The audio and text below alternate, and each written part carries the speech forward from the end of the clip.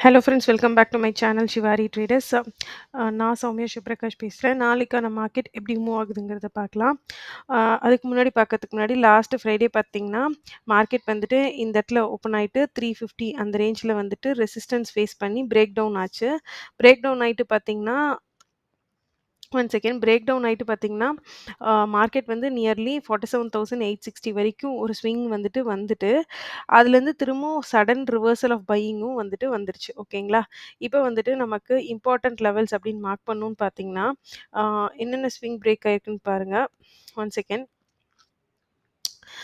மார்க்கெட்டுக்கு வந்து என்னென்ன ஸ்விங்ஸ் பிரேக் ஆயிருக்கு அப்படின்னு பார்த்தீங்கன்னா, ஒன் செகண்ட் ரெஃப்ரெஷ் பண்ணிக்கிறேன்.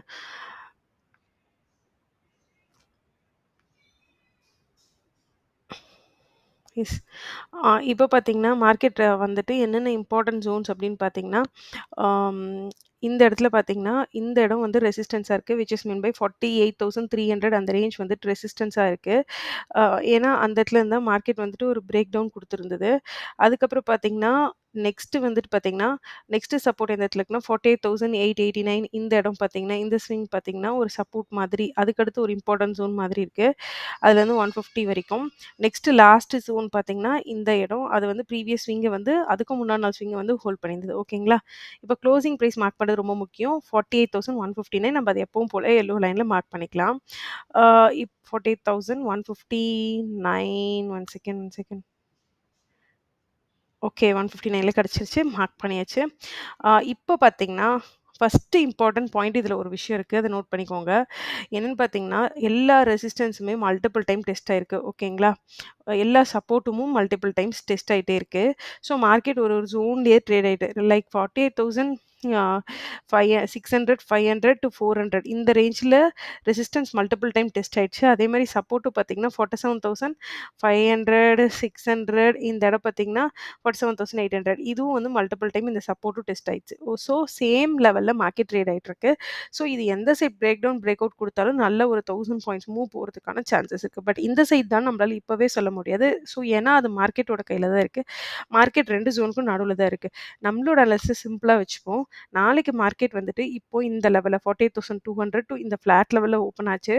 இந்த ஸ்விங்க வந்துட்டு கொஞ்ச நேரம் ஹோல்ட் பண்ணி பிரேக் பண்ணுது அப்படின்னா, இங்கிருந்து நெக்ஸ்ட் லெவல்ஸ் பிரேக் ஆகறதுக்கான சான்சஸ் இருக்கு. ஓகேங்களா? எது வரையும்னா ஃபர்ஸ்ட் டார்கெட் வந்து 47,820 வச்சுக்கலாம். அதுக்கப்புறம் ஃபர்தரா பிரேக் டவுன் ஆச்சுன்னா, நீங்க ட்ரெயில் பண்ணிட்டே போங்க. சப்போஸ் அது வந்து பார்த்தீங்கன்னா, ஏன் சொல்றேன் அப்படின்னா, ஒன் டேல வந்து நெகட்டிவ் பின் பார் இருக்கு. ஸோ நெக்லைன்ல ஓப்பன் ஆகும்போது ஒரு செல்லிங் ஷார்ப்பா வரதுக்கான சான்சஸ் இருக்கு. ஸோ ஒன் டேல நெகட்டிவ் பின் பாரா இருக்கங்காட்டி, எனக்கு வந்து பையிங்க்கான ஒரு இது வந்து ரொம்ப கிளியரா எனக்கு தெரியல. ஸோ நான் ஒரு நாள் வெயிட் பண்ணிட்டு தான் நம்ம வந்துட்டு பையிங் ட்ரேட் பண்ணணும் அப்படிங்கிறத பத்தி யோசிக்கலாம். அதர் தேன் தட் உங்களுக்கு ப்ராப்பரான பிரைஸ் ஆக்ஷன் கிடைக்குது அப்படின்னா, பையிங் பண்ணலாம். அத தாண்டி இம்பார்ட்டன்டான பையிங் ஜோன் அப்படின்னு பார்த்தீங்கன்னா, ரொம்ப கேப் டவுன் ஆயி 47,826 அப்படின்ற ஸ்விங்ல வந்துட்டு ஓப்பன் ஆகுது அப்படின்னா, பையர்ஸ் இன்ட்ரஸ்டடா இருக்காங்க அப்படின்னா, டபிள்யூ பேட்டர்ன் இனிஷியலாவே போடுவாங்க. ஏன்னா ஒரு குவிக் பையிங் ஆப்பர்ச்சுனிட்டியா இத ஃபீல் பண்ணுவாங்க.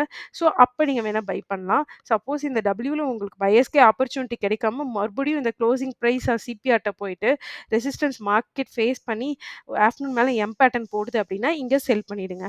சப்போஸ் டபிள்யூல பையர்ஸ்க்கு ஆப்பர்ச்சுனிட்டி கிடைக்குதுன்னா, நீங்க பையிங் என்டர் பண்ணலாம். நான் சொல்றது கேப் டவுனுக்கு. சிம்பிளா 3 அனாலிசிஸ் தான் சொன்னேன். இதுக்கப்புறம் வெரி பிக் கேப் அப் அப்படிலாம் குடுக்குதுன்னா, ஒன் டே வெயிட் பண்ணி பாருங்க. பையிங் எப்படி அனலைஸ் போன்னு.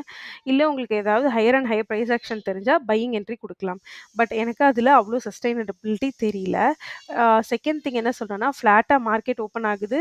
ஓப்பன் ஆயிட்டு இந்த ஸ்விங் இருக்கு இல்லைங்களா? இத பிரேக் டவுன் அகைன் பண்ணுச்சு அப்படின்னா, ஃபர்ஸ்ட் டார்கெட் 47,860 இருக்கலாம்.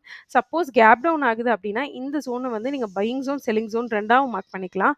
பையர்ஸ்க்கு இனிஷியலா ஆப்பர்ச்சுனிட்டி கிடைச்சதுன்னா பையிங் ஜோனா ஆக்ட் ஆகலாம். சடன் திரும்பவும் பையிங் போலாம்.